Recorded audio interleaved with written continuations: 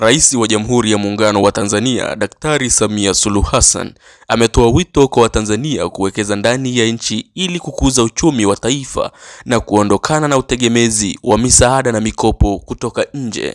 Rais Samia alitoa kauli hiyo Jumatatu Juni 16, 2025, muda mfupi baada ya kuzindua kiwanda cha kuchakata pamba na kiwanda cha mabomba vinavyomilikiwa na kampuni ya NGS na vinavyopatikana Bariadi mjini mkoani Simiyu. Kiwanda hicho kinamilikiwa na Mtanzania kwa zaidi ya 90% na kinatarajiwa kutoa ajira zaidi ya 800 kwa wananchi. Akizungumzia mchango wa viwanda hivyo, Rais Samia alisema mbali na kutoa ajira, pia vitasaidia kupunguza matumizi ya fedha za kigeni ambazo kwa kawaida hutumika kuagiza bidhaa kutoka nje.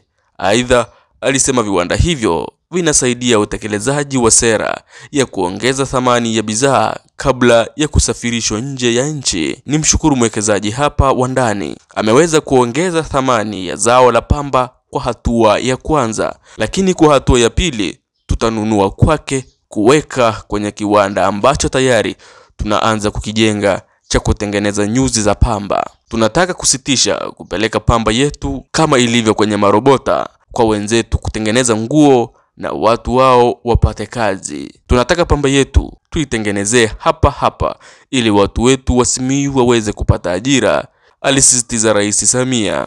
Akiendelea kutoa hotuba hiyo, Rais Samia alieleza dhamira ya serikali kuinua mazao mbalimbali ya biashara nchini yakiwemo pamba na kuwaomba wananchi wa Simiyu waunge mkono juhudi zinazoendelea katika sekta ya kilimo.